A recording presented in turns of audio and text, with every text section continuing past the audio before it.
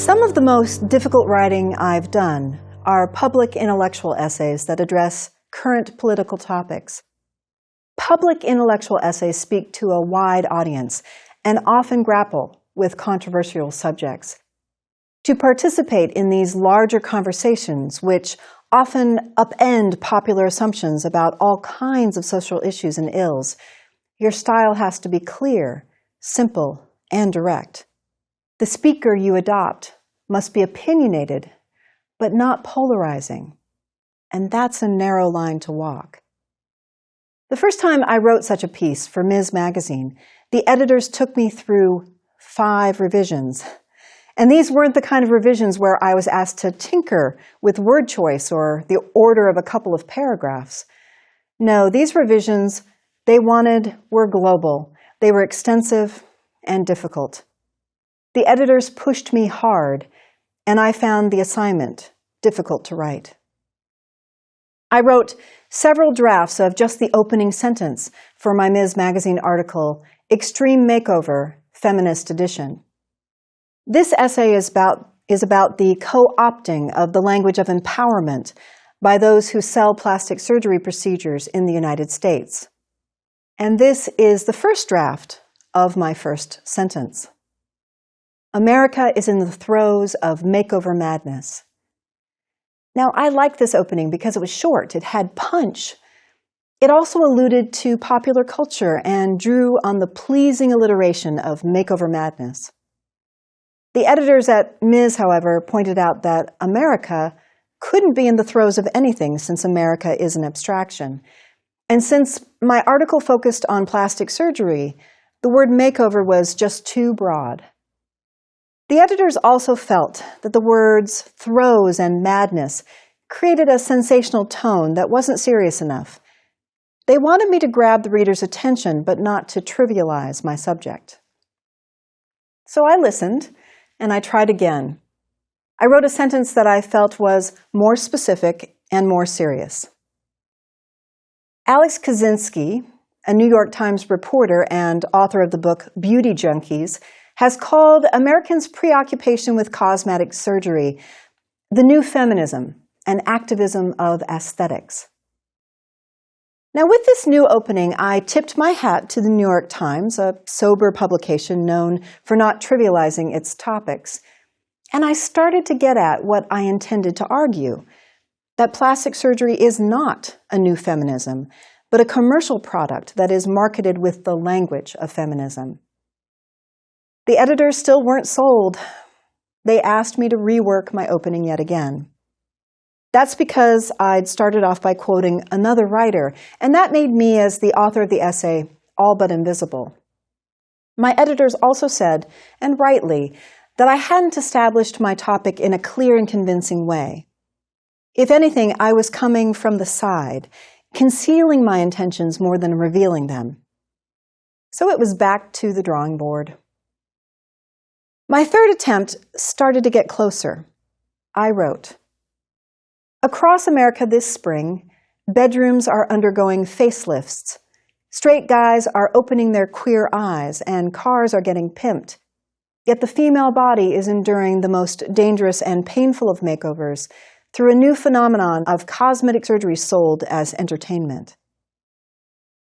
Now this time, I stated overtly that plastic surgery is sold as a commodity to middle-class Americans, much in the way that we're endlessly expected to upgrade our cars or our kitchens.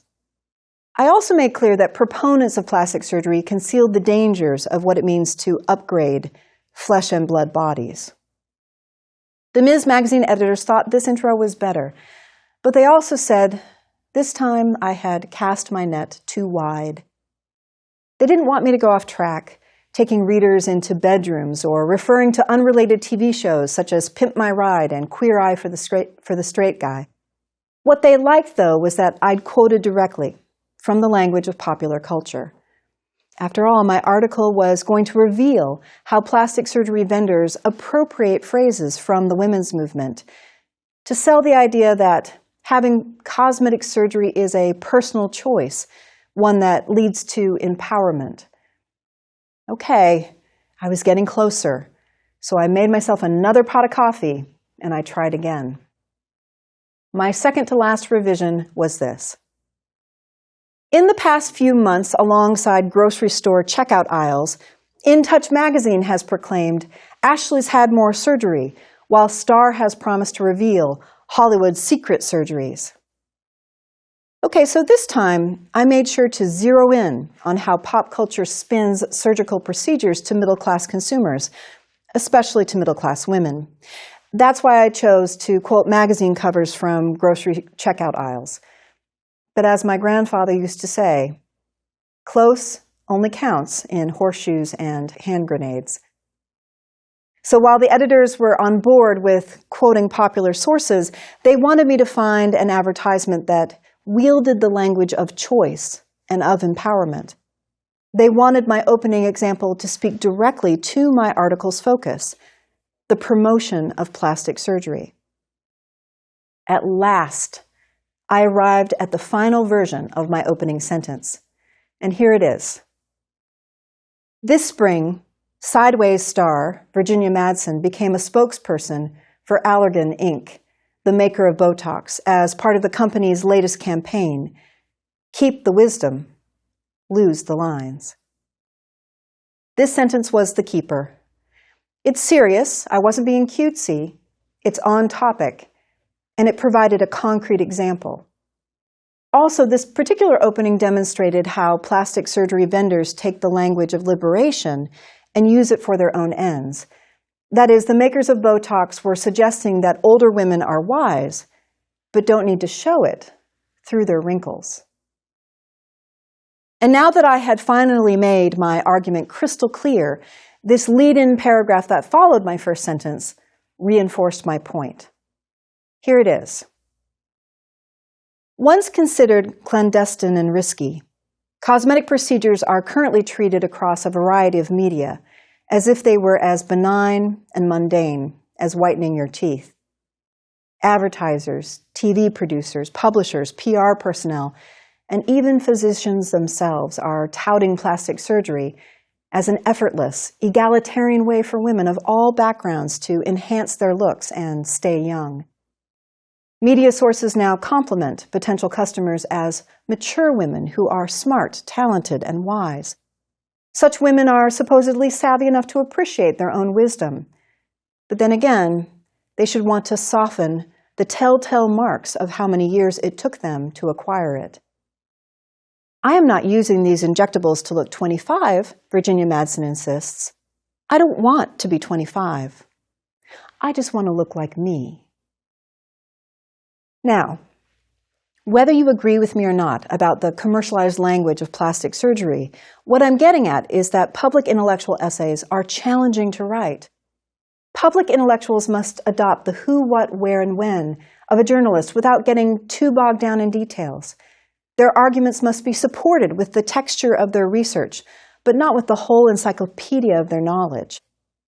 Public intellectuals have to write in a clear, crisp, and engaging style. They must balance their own narrow opinions against the wide range of beliefs among their readership. And they must keep in mind that the point of writing such an essay is to use their expertise to launch an argument. The whole point of writing a public intellectual essay is to be persuasive, to try to get others to see some important aspect of the world in a new light. And that's hard to do. The idea of the intellectual first came into being in Europe and North America during the 18th century with the rise of the Enlightenment. Philosophers, scientists, and authors had a new appreciation of the power of the mental and emotional faculties of human beings. These were men, and sometimes women, of letters, the clergy, academics, and gentlemen scholars who served as society's intelligentsia. Their job was to stand outside of the government or of the crown, to be beyond the greed of wealthy industrialists, and to comment on and potentially overturn social practices that oppressed the masses. Now, in recent years, there's been some debate over whether public intellectuals still serve an important social function, and even if they still exist. But I have to say that this debate really doesn't interest me here. It's an argument over the species rather than the genus. It's about whether we can call a blogger or a policy wonk an intellectual, and not about whether public intellectuals are still around. Now, it's obvious that a person who is called an intellectual in the 1860s, such as Leo Tolstoy or Charles Dickens or Harriet Beecher Stowe, is not the same person who might be thought of as an intellectual today. And yet, smart people continue to write about literature and politics, about art and war, and about the state of the human soul. They might write their essays in the pages of The Atlantic or post at blog sites such as The Public Intellectual. Either way, they remain committed to the life of the mind and to addressing all manner of social issues. Out of necessity, a public intellectual is a generalist, not a specialist. They are Renaissance men and women who draw upon knowledge from multiple disciplines, the arts, the humanities, and the sciences, as well as from popular culture. Their interests are eclectic, and their impulse is to synthesize, not to separate. They seek to discern hidden social patterns, and they work to topple traditional assumptions. In the words of the cultural critic Edward Said, the modern intellectual is an individual endowed with a faculty for representing, embodying, and articulating a message, a view, an attitude, a philosophy, or an opinion to, as well as for, a public. And this role has an edge to it and cannot be played without being someone whose place it is publicly to raise embarrassing questions, to confront orthodoxy and dogma, to be someone who cannot easily be co-opted by government or corporations, and whose raison d'etre is to represent all those people and issues that are routinely forgotten or swept under the rug. By necessity, then, public intellectuals are readers, thinkers, and experimenters. They're shameless in their belief that serious education matters, and while public intellectuals might draw from mass media to make claims about the social, the political, or the spiritual, they also understand that the intention behind those who produce popular culture is, in the words of media theorist Neil Postman, to amuse their audience to death. So, public intellectuals must see through the scrim of popular amusement to get at what our society sells, buys, silences, or erases.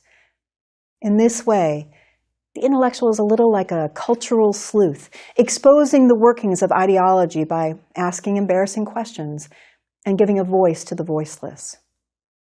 So there's clearly an activist element in writing public intellectual essays.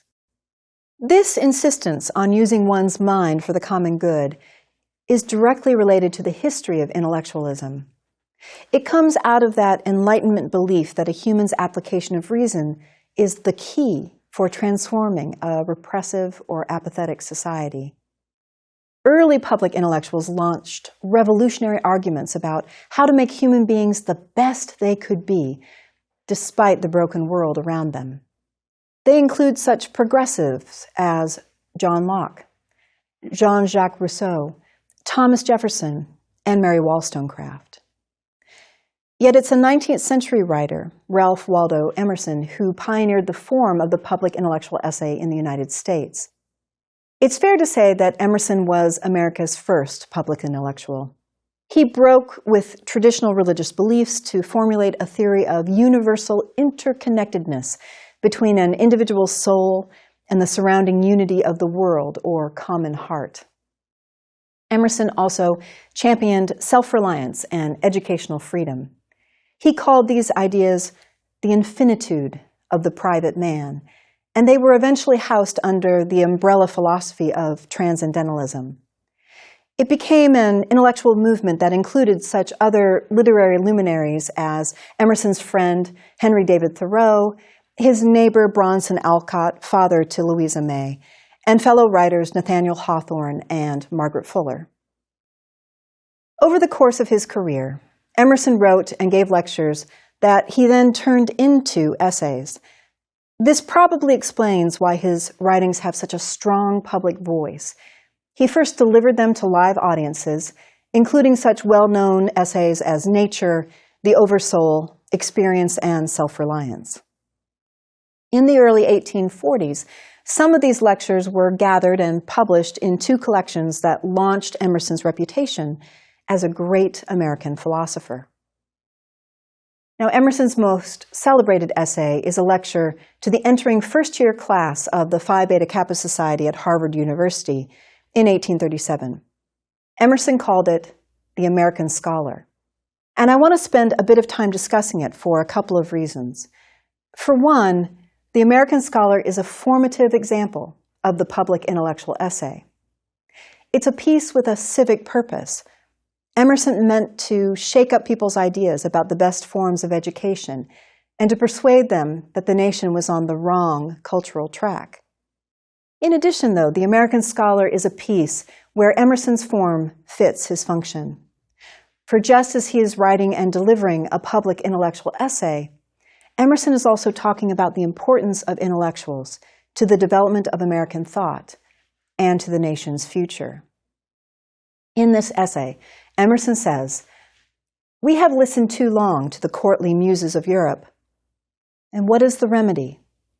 We will walk on our own feet. We will work with our own hands. We will speak with our own minds. A nation of men will, for the first time, exist because each believes himself inspired by the divine soul, which also inspires all men."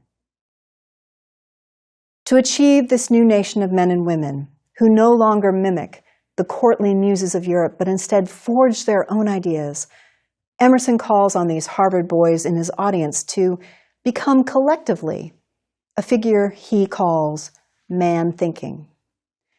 By man thinking, Emerson doesn't mean a guy in that pose of the famous sculpture of the thinker with his chin resting on his hand as he deliberates. Instead, Emerson means a scholarly consciousness, something of a transcendental think tank of the best and the brightest who will use their shared brain power to lead the country out from under the cultural thumb of Europe. Emerson believes the masses were in desperate need of intellectual leadership. He saw selfishness at work all around him, driven by a greed for things and status over the desire to work together and help one another. And to make his concern clear, Emerson drew on an old fable for inspiration. This fable was the idea that once there was a mythic figure, or one man, who represented the whole of a community. Emerson wrote that this one man is not a farmer, a professor, or an engineer, but he is all. The one man is priest and scholar, and statesman and producer, and soldier, a fountain of power. Emerson went on to argue that the original ideal of a cooperative man had since been so minutely subdivided and peddled out that it is spilled into drops and cannot be gathered back together. Emerson lamented the state of American society as one in which the members have suffered amputation from the trunk and strut about as so many walking monsters, a good finger, a neck, a stomach, an elbow, but never a man. So to reclaim this mythic communal idea in which all people work together as a single unit or mythic human being, Emerson believed that young scholars, such as these wet behind the ears Harvard boys, had to reclaim their role as man thinking for the benefit of the nation. Emerson insisted that an American scholar could not be a mere thinker, or worse, the parrot of other men's thinking. Instead, man thinking must be free and brave in his intellect and in his actions. So, how might a Harvard youth go about transforming himself from a sleepy-eyed college student memorizing other people's ideas into this free and brave figure of man thinking? Emerson outlines 3 crucial influences and activities that every intellectual should engage. And I would say that Emerson's suggestions remain good advice for any public intellectual, even in the 21st century. Emerson believed that the most important influence on the scholar is the natural world. He wrote, "Every day the sun, and after sunset night and her stars. Ever the winds blow, ever the grass grows.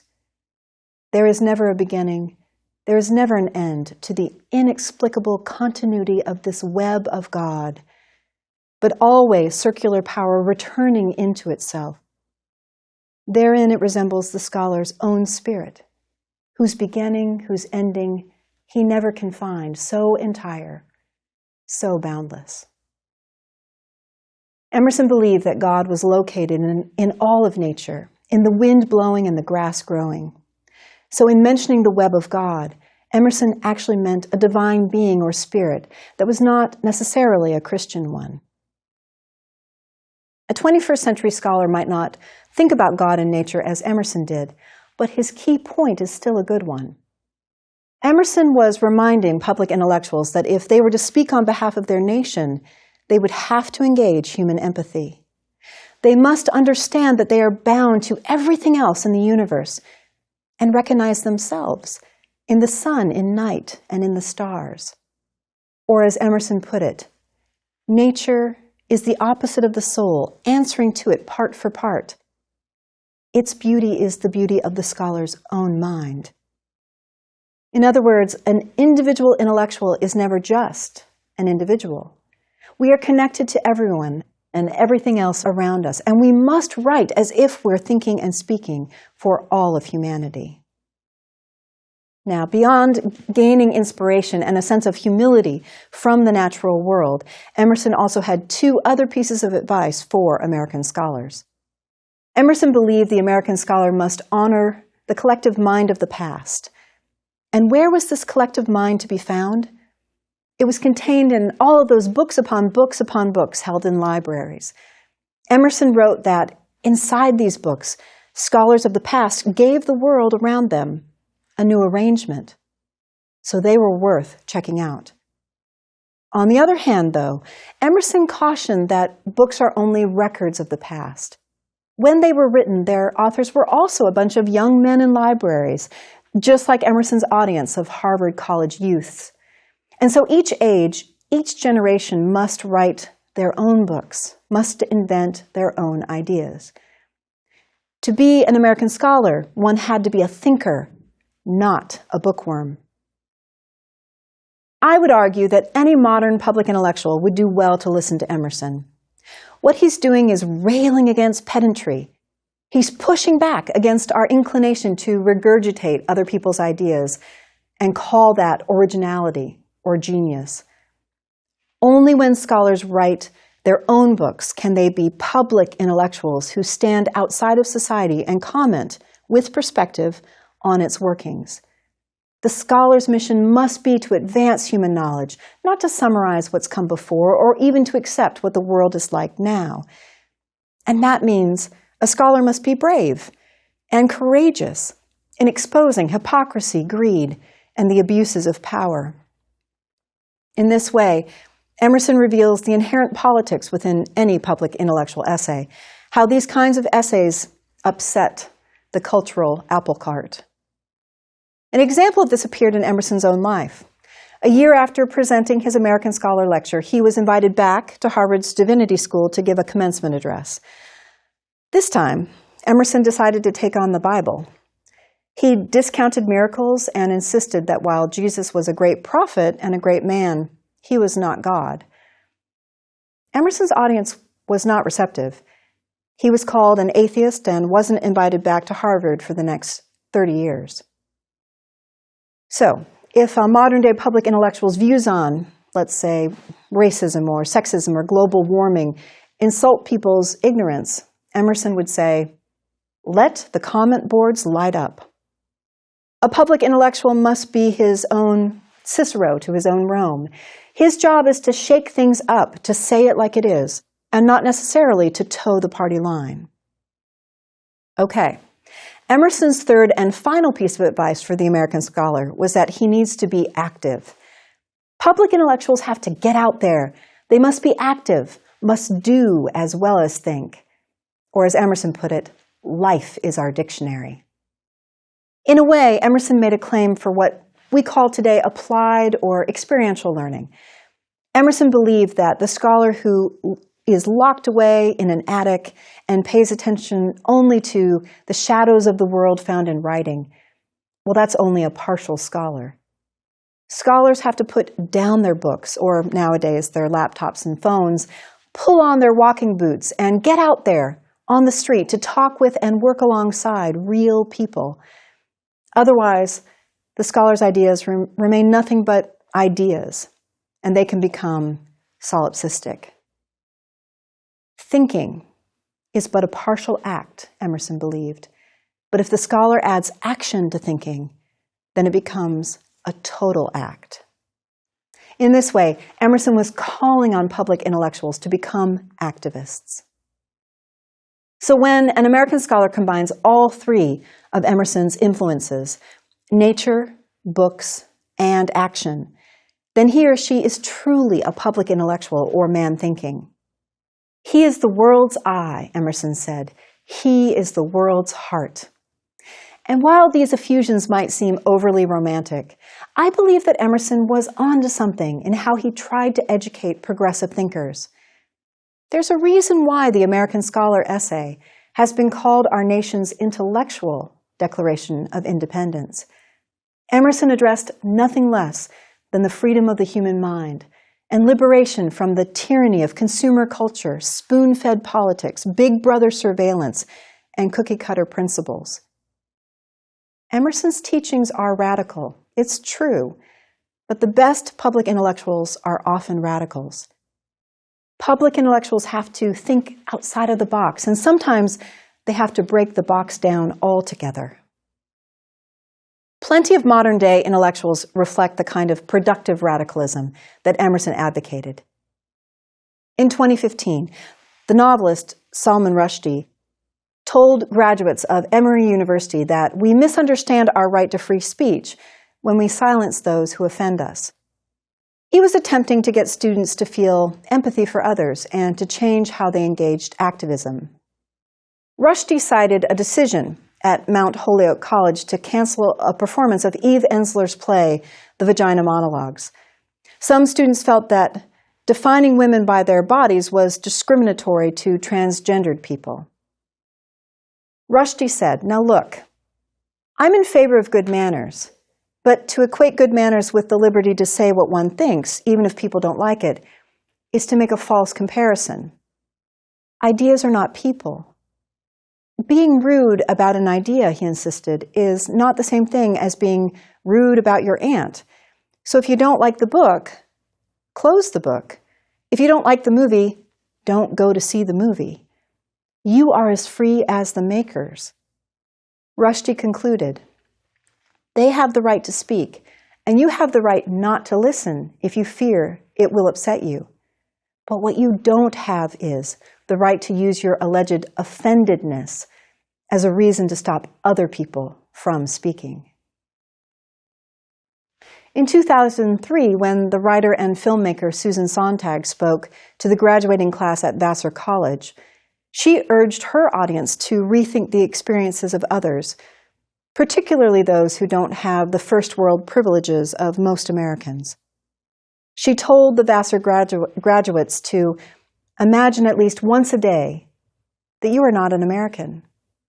Go even further. Try to imagine at least once a day that you belong to the vast, the overwhelming majority of people on this planet who don't have passports, don't live in dwellings equipped with both refrigerators and telephones, who have never even once flown in a plane. And in 1993, the writer and academic Cornel West electrified the graduating class at Wesleyan University when he asked them to rethink how they conducted historical research and how they might tell other people's stories. West said, "One must have a tragic sense of history. We know, yes, history is interwoven with scars and bruises and wounds and hurts and heartache and sorrow and grief, but it's more than that. We ought not to confuse the tragic with the pathetic. The tragic is about the exploration of human possibilities for freedom. A tragic sense of history," West said, will give you a view of the world in which no culture and no civilization and no society has a monopoly on wisdom or virtue. Because a tragic sense of history should generate a sense of empathy, of trying to identify with the frustrations and anxieties of others, of those who look other and who come from other places. All of these public intellectual essays by Rushdie, Sontag, and West echo the voice and purpose of Emerson's American scholar. All of them ask audiences to rethink empathy and activism, and all of them were first given as speeches to college-age students. While each takes on a different topic, Rushdie, Sontag, and West discuss the limitations of the status quo. They urge young listeners to become more compassionate, more cosmopolitan, and at the same time more radical in their thinking and in their actions. So, is there still a role for the American scholar in modern life? My answer is yes. And it's my hope that Emerson's advice on how to cultivate empathy, research, and activism will appeal to you as well. Consider what social issues you might address, and then try to craft your own public intellectual essays. You'll need to work at being direct, clear, and opinionated without being off-putting, just as I had to do for Ms. Magazine. You'll want to think about how you're speaking for the wide, wide world beyond yourself to engage its empathy. You'll probably want to consult books of what other people have said before you, not to quote them, but to build on them. And you'll want to get out there and experience your topic in action to meet the people who are affected by whatever issue you're addressing. If you follow these basic principles, then you can write effective public intellectual essays. You don't have to be a professor. You don't have to be a journalist or a pundit. You don't have to be an author. The only true qualification you need is the one suggested by Susan Sontag. To have intelligence, Sontag says, is to have a kind of taste, a taste in ideas.